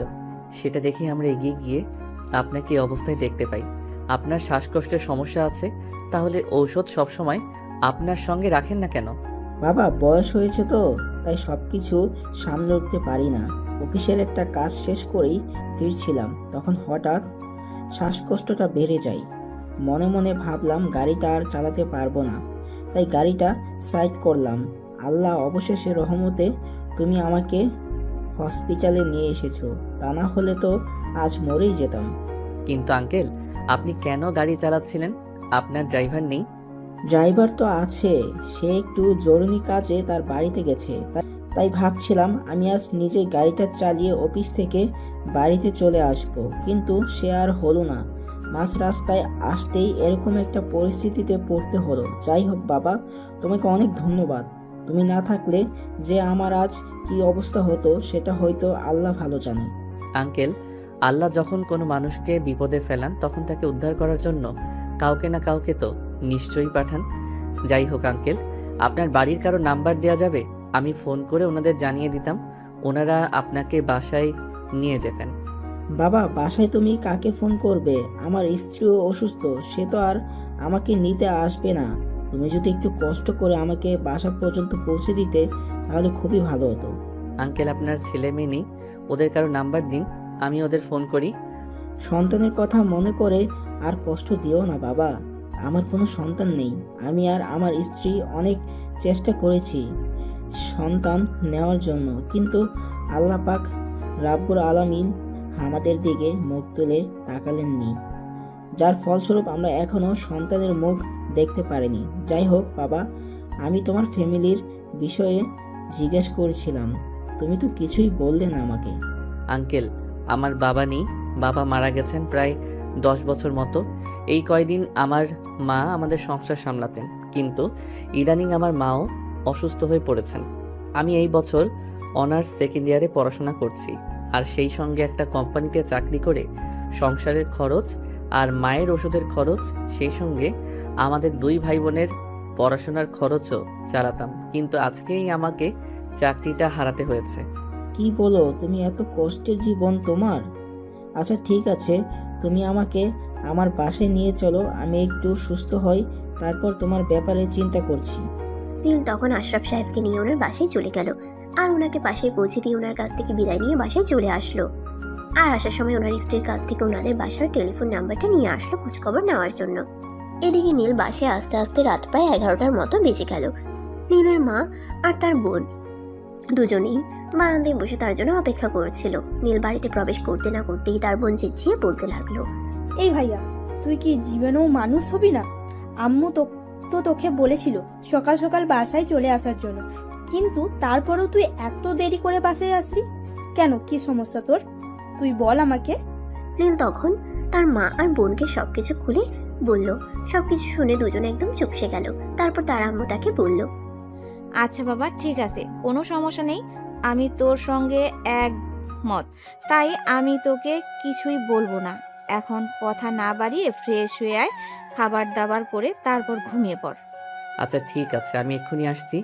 এই বলে নীল নিজের রুমে চলে যায় আর ফ্রেশ হয়ে এসে খাওয়া দাওয়া করে ঘুমিয়ে পড়ে। পরের দিন সকাল আনুমানিক 10টার দিকে সে ঘুম থেকে উঠে। আজ যেহেতু অফিস ছিল না, তাই সে একটু দেরি করেই ঘুম থেকে উঠে। ঘুম থেকে উঠতেই গতকালকে সে লোকটার কথা মনে পড়লো, তাই সে ওই বাড়ির টেলিফোন নাম্বারে ফোন করলো। ওই ভদ্রলোকের স্ত্রী সেই ফোনটা রিসিভ করলো, আর নীল ওনার কাছে ভদ্রলোকের অবস্থা জানতে চাইলেন। কথা বলার প্রসঙ্গে ওই ভদ্র মহিলা তাকে বলল ওই ভদ্রলোক তার সঙ্গে দেখা করতে চেয়েছে। নীল তাদের বাড়িতে গেল ওই ভদ্রলোকের সঙ্গে দেখা করার জন্য। দেখো বাবা, আমার কোনো সন্তান নেই, তাই আমি তোমাকে নিজের সন্তান মনে করে কিছু কথা বলতে চাই, যদি তুমি কিছু মনে না করো তো। আরে আঙ্কেল, আপনি এভাবে কেন বলছেন? আমার বাবা বেঁচে নেই, আপনি তো আমার বাবার মতোই। আপনি আমাকে নিজের সন্তান মনে করে যা বলবার বলতে পারেন, আমি কিছুই মনে করব না। তোমার কথাবার্তা, আচরণ, ব্যবহার আর চলচলন দেখে তোমাকে আমার খুবই ভালো লেগেছে। আমি আমার স্ত্রীর সঙ্গেও তোমার ব্যাপারে কথা বলেছি, উনি তো তোমার কথা শুনে খুবই খুশি হয়েছেন। তাই আমি নির্দ্বিধায় একটা কথা বলতে চাই। আঙ্কেল, আপনি আমতা আমতা কেন করছেন? আপনাকে তো বললাম আপনি কি বলবেন বলে ফেলুন, আমি কিছুই মনে করব না। এমনকি আপনি যদি আমাকে কোনো কাজ করতে বলেন, সেটা করতে যদি আমার খুব বেশি কষ্টও হয়, তারপর আমি সেটা করার চেষ্টা করব। হাজার হোক আপনি আমার বাবার বয়সী একজন বলে কথা, আর আমার বাবাও বেঁচে নেই, তাই আপনি আমাকে কিছু করতে বললে আমি অবশ্যই সেটা করব। আমি তোমাকে আমার নিজের সন্তানের পরিচয় দিতে চাই। আমার কোনো সন্তান নেই। আমার এই সুবিশাল সম্পত্তি আমার কোনো ভাই বোনও নেই যারা এই সম্পত্তির অংশীদার বা ভাগিদার হবে। তাই আমি চাই তুমি আমার ফ্যামিলির মানে তোমার মা আর বোনকে নিয়ে আমার সঙ্গে আমার এই বাড়িতে থাকো, আর আমি আমার সমস্ত সম্পত্তি তোমার নামে লিখে দিতে চাই। আরে আঙ্কেল, এসব আপনি কি বলছেন? এরকমটা হয় না। আমি কোথাকার কোন ছেলে আমাকে তো আপনি ভালো করে চেনেনও না। আর অচেনা একটা ছেলের জন্য এরকম সিদ্ধান্ত নেওয়াটা আমার মনে হয় ঠিক নয়। তোমাকে আমি যতটুকু জেনেছি আর যতটুকু জেনেছি এতটুকুই আমার জন্য যথেষ্ট। আমি আর কিছুই জানতেও চাই না।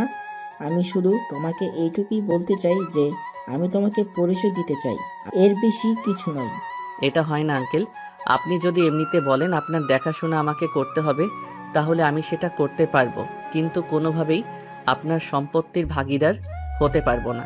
আপনি যদি বলেন আপনি মৃত্যুর আগ পর্যন্ত আপনার সমস্ত দায়িত্ব আমার, তাহলে আমি সেটা করব, কিন্তু আপনার সম্পত্তি নিজের করে নেওয়া এটা কোনোভাবেই আমার পক্ষে পসিবল নয়। আরে বাবা, তুমি এত চিন্তা কেন করছো? দেখো, আমরা তোমাকে নিজের সন্তানের মতোই মনে করছি। আমরা তোমাকে নিজের সন্তানের পরিচয় দিতে চাই। তুমি এইটুকু বয়সে এসে পড়াশোনা করছো, আবার নিজের বাবা নেই বলে ফ্যামিলির দায়িত্বও নিয়েছো। জানি না তোমাকে কতটা কষ্ট করতে হয়। আর এইদিকে আমাদের এত এত বিশাল সম্পত্তি, যার কোনো উত্তরাধিকার নেই, যেটা আমরা মরে যাওয়ার পর কোনো স্বেচ্ছাসেবী ফাউন্ডেশন বা সরকারের অধীনস্থ হয়ে যাবে। তারপরেও আন্টি এরকমটা হয় না। বাবা, আমরা তোমার কাছ থেকে আর কোনো কথাই শুনতে চাই না।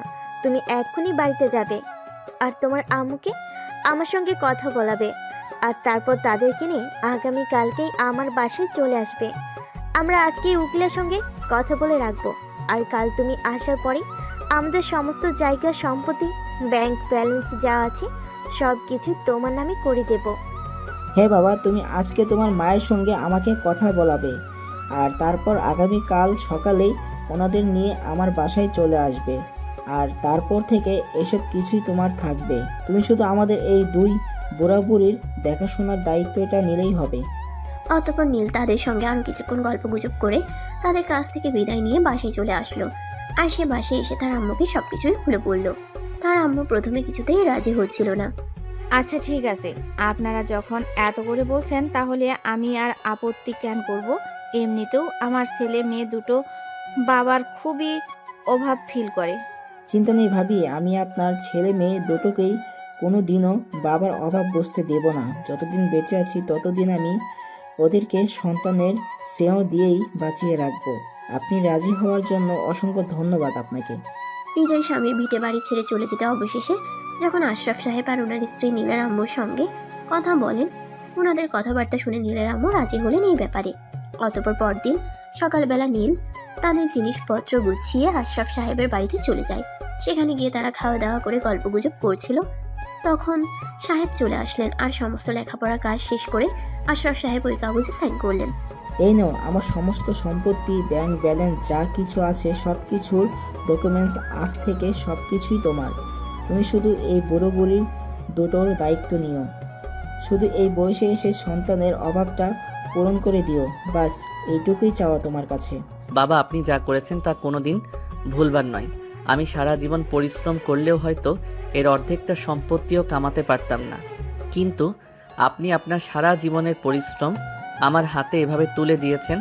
জানি না কোন মানুষ কোনোদিন এটা করবে কিনা, তারপর আপনি যেটা করেছেন নির্দ্বিধায় একটি মহৎ কাজ।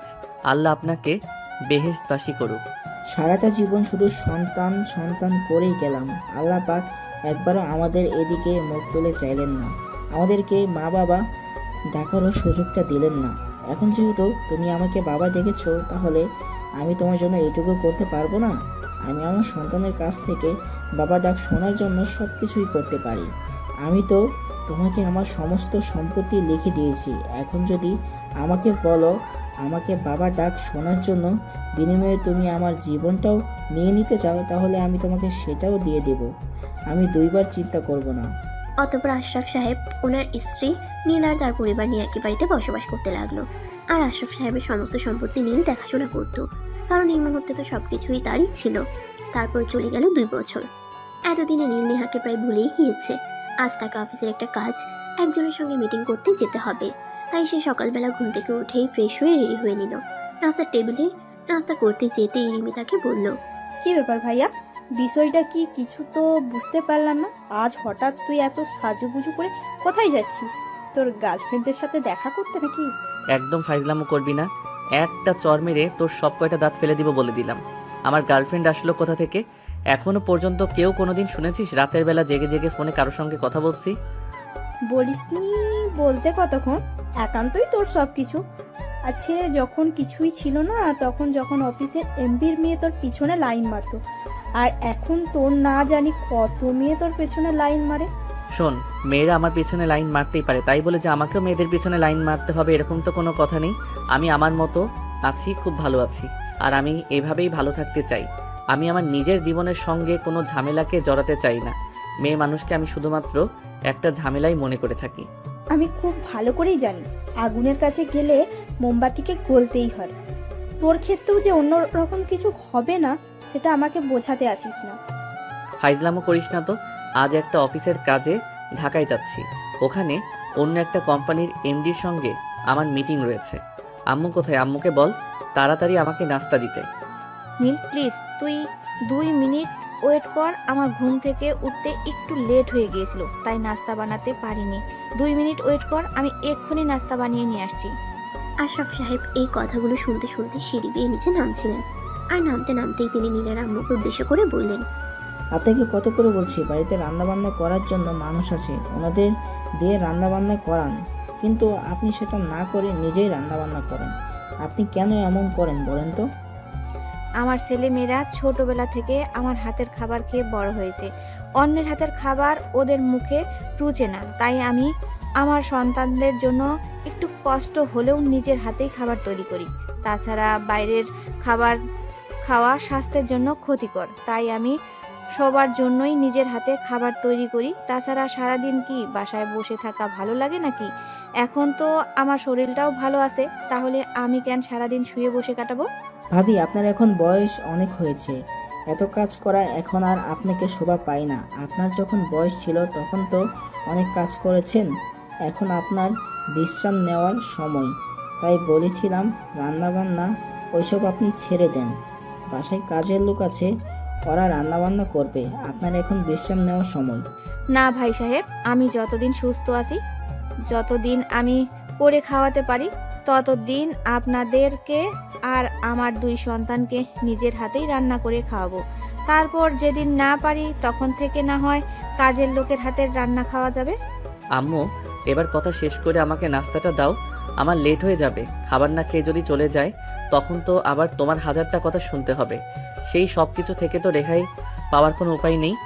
তুই 2 মিনিট বস, আমি বলছি তো, আমি খাবারটা নিয়ে আসছি। এই কথা বলতে বলতে নীলের আম্মু নীলের জন্য নাস্তা তৈরি করে নিল, নীলকে দিয়ে দিল। নীল খাবার খাচ্ছে। অপরদিকে নেহা অফিস থেকে তার প্রয়োজনীয় কিছু ডকুমেন্টস নিয়ে বের হয়েছে। তাকেও আজ একজনের সঙ্গে মিটিংয়ে যেতে হবে, নতুন কোম্পানির সঙ্গে এগ্রিমেন্ট করতে যাচ্ছে। তাই তো একটু সকাল সকাল অফিসে চলে এসে নিজের কাজের সমস্ত ডকুমেন্টস নিয়ে নিয়েছে। ম্যাডাম, আমি ওই কোম্পানির এমডির সঙ্গে কথা বলছি। উনি বলেছেন সকাল 10টার মধ্যে আমাদেরকে ওই ক্যাফেতে চলে যেতে, সময় মতো চলে আসবেন। ঠিক আছে, সমস্যা নেই। আমাদের হাতে আরও 1.5 ঘন্টা সময় আছে। এই 1.5 ঘন্টার মধ্যে আমরা ওই ক্যাফেতে পৌঁছে যেতে পারবো। আপনি ড্রাইভারকে গাড়ি বের করতে বলুন। আমার আর 2টা ডকুমেন্টস বাকি আছে, ওইগুলো নিয়ে নিই। আর একটা কাজ করবেন, আমার আব্বুকে কিন্তু আজ একবার ডক্টরের কাছে যেতে হবে। আপনি অ্যাকাউন্টসে বলে দিয়ে আসবেন আমার আব্বুর অ্যাকাউন্টে 3 লাখ টাকা পাঠিয়ে দিতে। ম্যাডাম, স্যার ডাক্তারের কাছে যাবেন সেটা না হয় বুঝলাম, কিন্তু তাই বলে এত টাকা? দেখুন, টাকাগুলো আপনার বাবার কামাই হয়েছে, আপনার কাছে আমাকে কৈফিয়ত দিতে হবে? টাকাগুলো আমি নিজে ইনকাম করি, আর কোথায় ইনভেস্ট করব সেটা আমি খুব ভালো করেই জানি। আমার বাবা আজ আমেরিকায় চলে যাবেন ডক্টর দেখাতে, সেখানে কত টাকা লাগবে তার কোনো ঠিক নেই। আমি আপনাকে 3 লাখ টাকা দিতে বলেছি, খুব বেশি কিছু দিতে বলিনি। আর এই ব্যাপারে আপনাকে কেন দিচ্ছি, আপনি অ্যাকাউন্টটা শুধু বলে দিয়ে আসুন। আমার বাবাকে টাকাটা দিয়ে দিতে বাবা যাবেন, তারপর যত টাকা লাগবে সেগুলো আমি পাঠাবো। আজ আমার হাতে সময় নেই। ম্যানেজার তখন আর কোনো কথা না বলে সেখান থেকে সোজা অ্যাকাউন্টে চলে গেল, আর সেখানে গিয়ে বলে আসলো টাকা দেওয়ার কথা। তারপর সে নেহাকে নিয়ে অফিস থেকে বের হয়ে পড়লো। অপরদিকে নীল অনেকক্ষণ ধরে ক্যাফেতে বসে আছে, প্রায় 10 মিনিটের মতো। তার তো মেজাজ খারাপ হয়ে যাচ্ছে, কারণ সে খুবই টাইম মেনটেন করে চলে।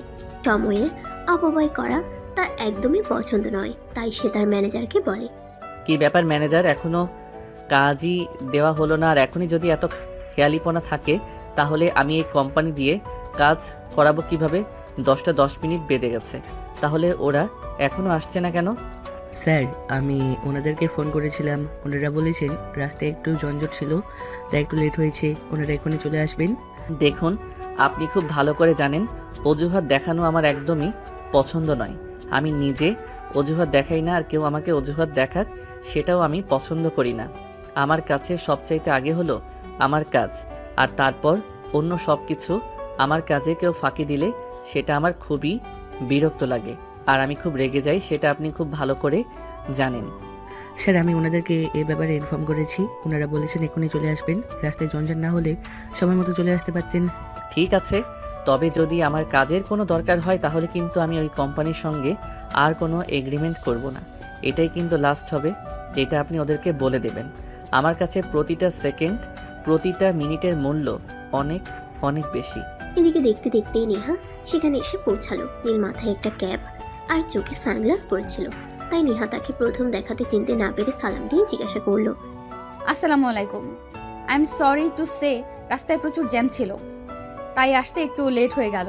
Please don't mind. দেখুন, সময়ের অপব্যয় করা আমার একদমই পছন্দ নয়।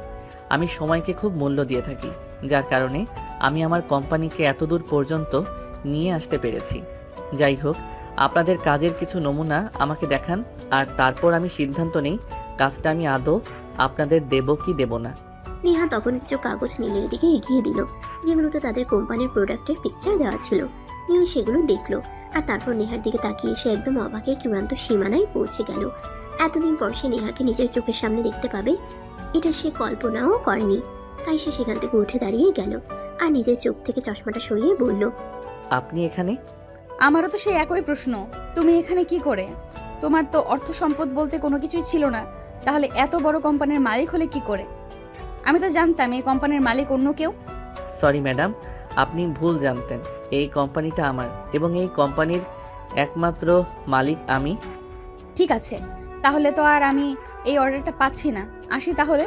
এই বলে কোনো উত্তরের অপেক্ষা না করে নেহা সেখান থেকে চলে গেল। নীল চুপচাপ সেখানে বসে রইল। তখনই তার ম্যানেজার তাকে জিজ্ঞাসা করলো, কি ব্যাপার স্যার, কি হলো? বিষয়টাই তো কিছুই বুঝতে পারলাম না। ম্যাডাম আপনার সঙ্গে কোনো কথা না বলেই এখান থেকে চলে গেলেন। আমরা কি এই কোম্পানিকে কোনো অর্ডার দেব না? অর্ডার দেব, তবে আজ নয়। আমি আগামীকাল ওই ম্যাডামের কোম্পানিতে যাব, আর ওখানে বসেই ম্যাডামের সঙ্গে এগ্রিমেন্ট করব। মানে কি? তার আমি তো কিছু বুঝতে পারলাম না। এত কষ্ট করে এখানে এগ্রিমেন্ট করবার জন্য এলাম, আর উনি মিটিং না করে চলে যাচ্ছে, আর আপনি কিনা বলছেন আপনি ওই ম্যাডামের কোম্পানিতে যাবেন আর সেখানে গিয়ে এগ্রিমেন্ট করবেন।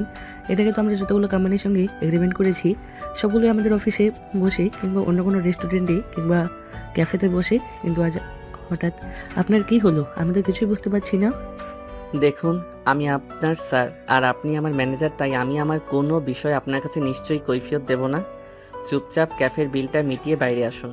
ম্যানেজার তখন আর কোনো কথাই বলল না, চুপচাপ ক্যাফের বিল মিটিয়ে বাইরে চলে আসলো। আর নীল সেখান থেকে সোজা বাড়িতে চলে আসলো। বাড়িতে এসে মন খারাপ করে চুপচাপ বসে আছে। নীল কখনোই বাড়িতে এসে ভাবে চুপচাপ বসে থাকে না, সবার সঙ্গে গল্প করে, সবার খোঁজ খবর নেয়। আজ যখন নীল বাসায় এসে চুপচাপ নিজের রুমে বসে আছে, সেটা দেখে রিনি সেখানে গেল আর তাকে জিজ্ঞাসা করলো, কি ব্যাপার ভাইয়া, কি হয়েছে তোর? তুই আজ অফিস থেকে এসে চুপচাপ এখানে বসে আছিস কেন? তোর কি মন খারাপ? না রে, মন খারাপ নয়, তবে বহুদিন পর সেই অনাকাঙ্ক্ষিত মানুষটার সঙ্গে দেখা হয়ে গেল। মানে তুই কি বলছিস? আমি কিছুই বুঝতে পারছি না। অনাকাঙ্ক্ষিত মানুষ বলতে তুই কাকে মিন করতে চাইছিস? আমার জীবনে তো সেই অনাকাঙ্ক্ষিত মানুষ একটাই, নেহা ম্যাডাম। আজ আমি যে কোম্পানির সঙ্গে এগ্রিমেন্ট করতে গেছিলাম সেটা নেহা ম্যাডামের কোম্পানি। উনি কোম্পানির দায়িত্ব নেওয়ার পর কোম্পানির নাম চেঞ্জ করেছেন, তাই আমি বুঝতে পারিনি। আর ওই কোম্পানির সঙ্গে এগ্রিমেন্ট করব বলে সিদ্ধান্ত নিয়েই কিন্তু যখন আমি ওখানে পৌঁছালাম আর সঙ্গে সঙ্গে দেখা গেল, তখনই আমি এই ব্যাপারে জানতে পারলাম। ভাইয়া, আমার মনে হয় তুই নেহাকে ভালোবাসিস আর তার জন্যই ভুলতে পারছিস না। তাই আমি বলি কি, নেহাকে তুই বিয়ে কর। শোনো, যে মানুষটা আমাকে ভালোবাসে বলেছিল তখন যখন আমি তাকে মূল্য দেইনি। এখন কেন আমি তার জীবনে ফিরে যাব? আমার কোনো কিছু ছিল না বলেই তার বাবা আমাকে মেনে নিত না, আর তার কারণেই কিন্তু আমি সেদিন তাকে না করে দিয়েছিলাম। যদি তার বাবা আমাকে মেনে নিত তাহলে সমাজকে আমি কোনো তোয়াক্কা করতাম না। নেহাকে আমি সোজা বিয়ে করে আমার বাড়িতে নিয়ে আসতাম। আম্মুর উপর আমার সম্পূর্ণ ভরসা ছিল, আম্মু সবটা মেনে নিত। কথাগুলো আড়াল থেকে তার আম্মু শুনছিল। ওদের কথা বলা শেষ হলে তার আম্মু রুমের ভিতরে আসলো আর নীলের মাথায় হাত রেখে বলল, বাবা, আজকেও আমি তোকে কোনো বাধা দেব না। আমি চাই তুই তোর ভালোবাসার মানুষটাকে নিয়ে ভালো থাক, তাই আমি তোকে পারমিশন দিচ্ছি। তুই নেহাকে তোর মনের কথা বল, আর তার অভিমান ভাঙিয়ে তাকে বিয়ে করে নিয়ে আয়।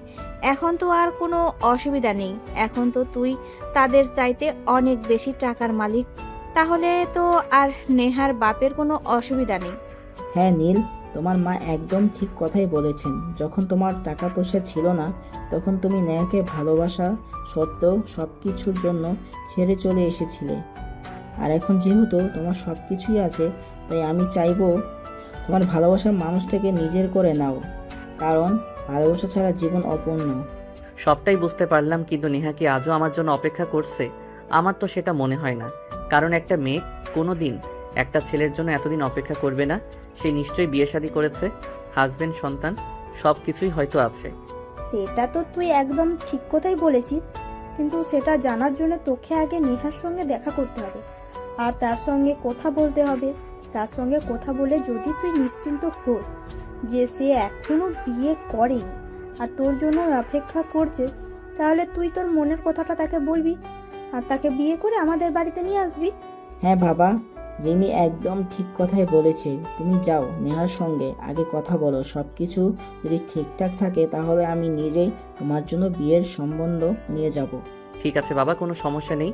আপনি যখন বলেছেন তখন আমি নিশ্চয়ই যাব, কারণ কেন জানি না আমার নিজের মন বলছে আমি নেহাকে ভালোবাসি, তাই নিজের একটা ছোট ভুলের জন্য ভালোবাসাকে হারাতে চাই না। পরদিন সকাল 10টার দিকে নীল বাসা থেকে বের হলো নেহার অফিসের উদ্দেশ্যে।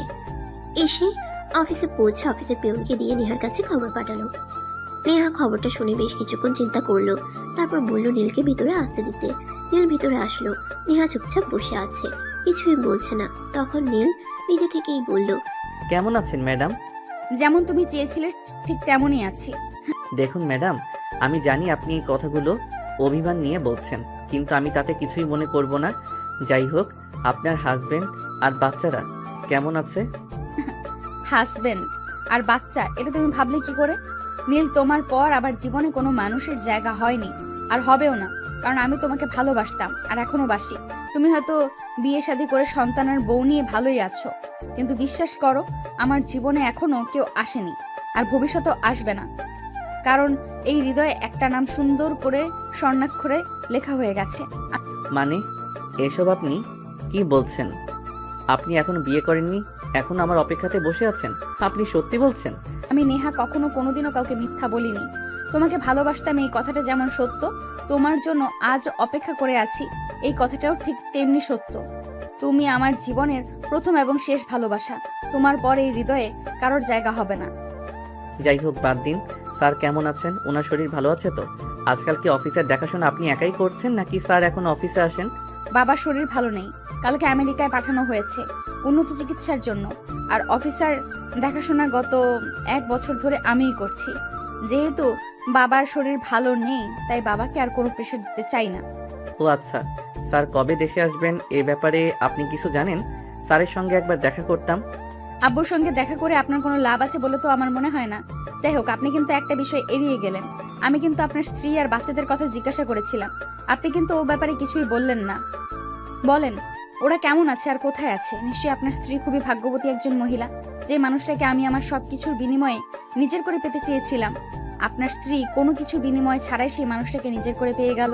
হ্যাঁ, সে খুবই ভাগ্যবান যে সে আমাকে পেয়েছে, আর আমিও খুব ভাগ্যবান যে তার মতো স্ত্রী পেয়েছি। যদি তার মতো স্ত্রী না পেতাম তাহলে হয়তো আজ উন্নতির চরম শিখরে পৌঁছাতে পারতাম না। তার মতো বউ পাওয়া সত্যি ভাগ্যের ব্যাপার। যাই হোক, আপনাকে জিজ্ঞেস করছিলাম স্যার কবে দেশে আসবেন, ওনার সঙ্গে একবার দেখা করার ছিল। আব্বুকে আগামী সপ্তাহে দেশে আনা হবে, আমি আগামী কালকে ওখানে যাচ্ছি। সব কিছু ভালো থাকলে আগামী সপ্তাহে আব্বুকে নিয়ে দেশে ফিরে আসব। যাই হোক, আপনি কি খাবেন, চা নাকি কফি? না, কিছুই লাগবে না, আজ তাহলে আসি। আপনার নাম্বারটা আমার ম্যানেজারের কাছে আছে, আমি ওনার কাছ থেকে নাম্বারটা নিয়ে ফোন করব। আর স্যার দেশে আসলে ওনার সঙ্গে দেখা করতে আপনাদের বাড়িতে যাব। এই বলে নীল নেহার অফিস থেকে বের হয়ে বাসায় চলে আসলো। আর বাসায় আসতেই তার বোন তাকে জিজ্ঞাসা করলো, কি ব্যাপার ভাইয়া, কি হলো? নেহার সঙ্গে দেখা করতে গিয়েছিলাম। নেহা আমাকে বলল সে এখনো বিয়ে করেনি আর এখনো আমার জন্য অপেক্ষা করছে। আর আঙ্কেলের ব্যাপারে যখন জিজ্ঞাসা করলাম তখন সে বলল আঙ্কেল নাকি অসুস্থ, ওনাকে চিকিৎসার জন্য আমেরিকায় নিয়ে যাওয়া হয়েছে। নেহাও আগামীকাল সেখানেই যাবে, আগামী সপ্তাহে ওনাকে দেশে নিয়ে আসবে। আর আমি ওকে বলে এসেছি আঙ্কেলকে দেশে নিয়ে আসলে আমি ওদের বাসায় যাব আঙ্কেলের সঙ্গে দেখা করার জন্য। দেখলি তো, আমার কথাই তো ঠিক হলো। আমি তো তোকে বলেছিলাম নেহা এখনো তোকে ভালোবাসে। আমার কথা মিললো তাহলে? হ্যাঁ, তুই একদম ঠিক কথাই বলেছিস, কিন্তু এখন কথা হলো আমি যদি এখন নেহার সামনে নিজের ভালোবাসার দাবি নিয়ে দাঁড়াই তাহলে কি নেহা আমাকে মেনে নিবে? এই বিষয়টাই তো আমি ভেবে পাচ্ছি না। এত চিন্তা করার কোনো কারণ নেই, কারণ আমি জানি যে মানুষটা তোকে নিজের করে পাওয়ার জন্য এত কিছু করতে চেয়েছিল। আর সেই মানুষটাকেই তুই তাকে পাত্তা না দেওয়ার পরেও এতটা বছর ধরে তোর জন্য অপেক্ষা করে আছে, তাহলে নিশ্চয়ই তোকে পাওয়ার আগ্রহ তোর চাইতে তার অনেকটা বেশি। এরপর দেখতে দেখতে এক সপ্তাহ সময় চলে গেল। নীল তার ম্যানেজারের কাছ থেকে নেহার নাম্বার নিয়ে নেহাকে ফোন করে জানতে পারলো সে তার বাবাকে নিয়ে দেশে এসেছে। তাই নীল তার পরিবার নিয়ে নেহার বাবার সঙ্গে দেখা করতে গেল। আসসালামু আলাইকুম স্যার, কেমন আছেন আপনি? আপনার শরীরের এখন কি অবস্থা? ওয়ালাইকুম আসসালাম। এই তো আলহামদুলিল্লাহ, আল্লাহর রহমতে এখন আগের চাইতে অনেকটা ভালো আছি। বাবা, তুমি হঠাৎ এতদিন পর কি মনে করে? নেহার কাছে আমি তোমার কথা শুনেছি, নীল গ্রুপ অফ ইন্ডাস্ট্রিজের একমাত্র মালিক তুমি। আল্লাহ কখন কাকে কোথায় নিয়ে যান সেটা কেউ বলতে পারে না। সেদিন তোমার কিছুই ছিল না বলে আমি আমার মেয়েটাকে তোমার হাতে তুলে দিতে ভরসা পাইনি, কিন্তু দেখো তোমাকে পাওয়ার জন্য আমার মেয়েটা এখনো সেই একাই বসে আছে। আমরা অনেক চেষ্টা করেছি তাকে বিয়ে দেওয়ার জন্য, কিন্তু সে কোনোভাবেই রাজি হয়নি। সে শুধুমাত্র তোমাকে ভালোবাসে, তাই অন্য কাউকে ভালোবাসতে পারবে না।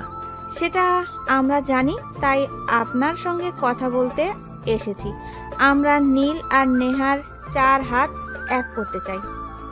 সেটা তো সম্ভব নয় আন্টি, আপনার ছেলের বউ বাচ্চা আছে, আমি কেন সতীনের সংসার করতে যাব? যে মানুষটাকে ভালোবেসে আমি আমার করে পেতে পারিনি সেই মানুষটা অন্য একজনের হয়ে গেছে, এখন আমি তাকে তার কাছ থেকে কেড়ে আনবো, এটা আমার পক্ষে সম্ভব নয় আন্টি। তোমাকে কে বলছে নীল বিয়ে করেছে? সে তোমাকে মিথ্যা কথা বলেছিল। নীল এখনো বিয়ে করেনি। তুমি যেমন তাকে ভালোবাসো সেও তেমন তোমাকে ভালোবাসে। আমরা কয়েকবার তাকে বিয়ের কথা বলেছি, সে বারবারই আমাদের বলে গেছে এখনো তার বিয়ের সময় হয়নি, কিন্তু সে যে এখনো মনে মনে তোমাকেই খুঁজে সেটা কিন্তু আমাদের বলেনি। তার মানে নীল আমাকে মিথ্যা কথা বলেছিল? যাই হোক, তারপরও আমি আপনাদের ছেলের চাইতে বয়সে বড়, আমাদের এই সম্পর্ক সমাজ মেনে নেবে না। আমাকে বিয়ে করলে আপনার ছেলে সমাজে মুক্ত থাকতে পারবে না, তাই আমি চাই না আমার জন্য কারো সমাজে মানহানি হোক। নেহা, তখন আমার কিছুই ছিল না, আজ আমার সব কিছুই আছে।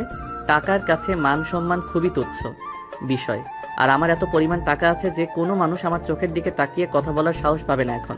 সেটা আমি খুব ভালো করেই জানি, কারণ তোমার যদি এত টাকা পয়সা না থাকতো তাহলে তুমি নীল গ্রুপ অফ ইন্ডাস্ট্রিজের একটা কোম্পানির মালিক হতে পারতে না। কিন্তু তারপরও আমার মনে হয় তোমার আমাকে বিয়ে করাটা ঠিক নয়। আমি তোমার বয়সে বড়। আমরা এখন তোমরা বিয়ে কবে করবে সেটাই শুনতে চাই। অনেক শুনেছি তোমাদের এসব ইয়ার্কি ফাজলানোর কথাবার্তা। এখন তোমরা বিয়েটা করে নাও, তারপর সিরিয়াল কিন্তু আমাকেও বিয়েটা করার সুযোগ তো দাও। ওরে ফাজিল, তোর যখন এতই বিয়ে করার ইচ্ছে তাহলে তুই বিয়ে করছিস না কেন? আমরা তো সেই কবে থেকেই বলছি তোকে বিয়ে দেওয়ার জন্য, কিন্তু তুই তো বলছিস এখন তোর পড়াশোনা করার সময়, তুই এখন বিয়ে করবি না। আরে ভাইয়া, নিজের বিয়ের কথা কি আর সরাসরি বলা যায় নাকি? যাই হোক, এখন আগে তোমার বিয়েটা করো, তারপর না হয় আমার বিয়ে নিয়ে চিন্তা করা যাবে। তাই নাকি নন্দিনী? তাহলে আছে নাকি কেউ ভালোবাসার মানুষ? বলে দাও আমাদেরকে, তাহলে তো আমাদের কোনো পরিশ্রম করতে হবে না, অযথাই কষ্ট করে ছেলে খুঁজতে হবে না। আরে ভাবি, আমি এমনিতেই আর কি করছিলাম। প্রেমটা এমন সব যে কোনোদিন আমাকে দিয়ে হয়নি আর হবেও না। তোমরা আগে বিয়েটা করে নাও, তারপর দেখে শুনে একটা ছেলে দেখে আমাকেও বিয়েটা দিয়ে দিও, তাহলেই হবে। ব্যাস, আর কিচ্ছু চাই না আমার। যাই হোক, হয়েছে, এবার তোমাদের কথাবার্তা বন্ধ করো। তা বিয়ান সাহেবা, আপনার পুত্রবধূকে কবে নিজের ঘরে তুলে নিতে চান সেটাই বলেন। আমিও চিন্তামুক্ত হলাম। এমনিতে আমার শরীরের অবস্থা খুব একটা ভালো নয়। মেয়েটাকে নিয়ে যত চিন্তা ছিল, এখন যেহেতু মেয়েটা নিজের ভালোবাসার মানুষকে নিজের করে পেতে চলেছে, তাহলে তো আমার আর চিন্তা করার কোনো কারণই থাকে না। হ্যাঁ, আপনি একদম ঠিক কথাই বলেছেন। আপনাকে কেন চিন্তা করতে হবে? নেহার জন্য তো আমরা রয়েইছি। আপনার যদি কোনো আপত্তি না থাকে তো আগামী শুক্রবারই আমরা এই শুভ কাজটা সেরে ফেলতে চাই। হ্যাঁ বিআই সাহেব, ভাবি একদম ঠিক কথাই বলেছেন। আমরা আগামী শুক্রবারে নেহা মামনিকে আমাদের বাড়িতে নিয়ে যেতে চাই। আচ্ছা ঠিক আছে, আপনারা যা বলবেন এ ব্যাপারে আমার কোনো অমত নেই। অতপর এই খুশির খবরে সবাই মিষ্টিমুখ করলো। আর কথাবার্তা শেষ হলে নীল তার পরিবার নিয়ে বাড়িতে চলে আসলো। এদিকে সেদিন রাতেই নেহা নীলকে ফোন করে আর বলে, যদি আমাকে ভালোই বাসো তাহলে সেদিন মেনে নাওনি কেন আমাকে? সেদিন তো আর আমি তোমার যোগ্য ছিলাম না। আমি তোমাদের অফিসের সামান্য একজন এমপ্লয়ি ছিলাম। তোমার বাবা যেমন আমাদের সম্পর্ক মেনে নিত না, তেমনি বাহিরের মানুষ যেন আমাদের সম্পর্ক মেনে নিত না। সবাই বলতো আমি টাকা পয়সার লোভে পড়ে তোমাকে বিয়ে করেছি। কিন্তু এখন তো তোমাদের চাইতে আলহামদুলিল্লাহ আমার অনেক বেশি টাকা পয়সা আর সম্পত্তি আছে। এখন তো আর কেউ আমাকে এটা বলতে পারবে না যে আমি টাকা পয়সার জন্য তোমাকে বিয়ে করেছি, তাই না? হ্যাঁ, সবই বুঝতে পেরেছি। জানো এই দিনগুলো আমার কতটা কষ্টে কেটেছে। আমি তো তোমাকে ভালোবাসতাম। প্রত্যেকটা সেকেন্ড, প্রত্যেকটা মিনিট আমি তোমার জন্য অপেক্ষা করতাম কখন একবার তোমার সঙ্গে দেখা হবে। জানো তুমি আমাদের অফিস থেকে চলে যাওয়ার পর তোমাকে আমি কত খুঁজেছি, কিন্তু কোথাও খুঁজে পাইনি। অফিস থেকে তোমার ঠিকানা নিয়ে আমি তোমার বাড়িতে পর্যন্ত গিয়েছিলাম, কিন্তু সেখানে গিয়ে জানতে পারলাম তোমরা সেখান থেকে চলে গিয়েছো। আমি একদম ভেঙে পড়েছিলাম, কিন্তু তারপর ভাবছিলাম পৃথিবীটা গোল, আজ না হোক কাল তোমার সঙ্গে আমার দেখা হবে। আর সেটাই হলো। আজ ভাগ্যের পরিহাসে তোমার সঙ্গে দেখাটা হয়েই গেল। হ্যাঁ, আল্লাহ পাক রাব্বুল আলামিন উত্তম পরিকল্পনাকারী। উনি ঠিক করে রেখেছেন আমাদের কার সঙ্গে কি হবে। তাই তো আজ তোমার সঙ্গে আমার দেখা হয়েছে। যাই হোক, অবশেষে আমরা দুজন দুজনকে পেতে চলেছি। এটাই আমাদের দুজনের জন্য যথেষ্ট। অতপর দুজন কথা বলা শেষ করে ঘুমিয়ে পড়লো। এদিকে দেখতে দেখতে তো এক সপ্তাহ সময় কেটে গেল। তাদের বিয়ের কাজও সুসম্পন্ন হলো। নীল আর নেহা দুজনেই বিয়ে করে সুখে শান্তিতে সংসার করতে। আর এদিকে দেখতে দেখতে 2টা বছর কেটে গেল। নীল আর নেহার ঘর আলো করে একটা কন্যা সন্তানের জন্ম হয়েছে। নীল ভালোবেসে তার মেয়ের নাম রেখেছে নিশু। নিশু এখন একটু একটু হাঁটতে শিখেছে আর কথাও বলতে শিখেছে। সে আব্বু আর আম্মু বলতে পারে। নেহা এখন অফিস সামলায় না, এখন তার বাচ্চাকে সামলাতেই ব্যস্ত। নীল তার অফিস সামলায় আর নেহার অফিস তার কর্মচারীরা সামলায়। আর কোনো প্রয়োজন হলে সেটাকে নীল সমাধান করে। তাই কাজ নিয়ে নীলকে খুবই ব্যস্ত থাকতে হয়। তারপরও নীল সবসময় নেহাকে বলে, তোমাকে কোনো কাজ করতে হবে না। অফিসের সব কাজ আমি একাই সামলাতে পারবো। তুমি শুধু আমার রাজকন্যাটাকে দেখে রাখো, ব্যাস এইটুকুই চাওয়া তোমার কাছে। কিন্তু দুইটা অফিস একা সামলাতে তোমার অনেক কষ্ট হচ্ছে। আমি তোমাকে একটু হলেও সহযোগিতা করতে পারি। তাছাড়া আমরা চাইলেই আমাদের মেয়ের জন্য বাড়িতে আয়া রাখতে পারি। না, সেটার কোনো প্রয়োজন হবে না। একটা সন্তান মায়ের কাছে যতটা কমফোর্টেবল হয় অন্য লোকের কাছে ততটা কমফোর্টেবল হয় না। তাই আমার যত কষ্টই হোক আমি সবটা সামলে নেব। কিন্তু তোমাকে আমার মেয়েকে সামলাতে হবে। আমার মেয়ে আমার কাছে 7 রাজার ধন, এর চাইতে বড় সম্পদ আর কিছুই হতে পারে না। তাই বুঝি মেয়েকে শুধু তুমি একাই ভালোবাসো আর আমি ভালোবাসি না? মেয়ের প্রতি কি আমার কোনো আগ্রহ, ইন্টারেস্ট নেই নাকি? আমি সেটা তোমাকে বলিনি। মেয়েকে আমি যতটা ভালোবাসি ঠিক ততটা তুমিও ভালোবাসো। কিন্তু তারপর আমি তো বাবা, আর মেয়েদের প্রতি বাবার একটু ভালোবাসা বেশিই থাকে। হয়েছে হয়েছে, শাক দিয়ে আর মাছ ঢাকতে হবে না।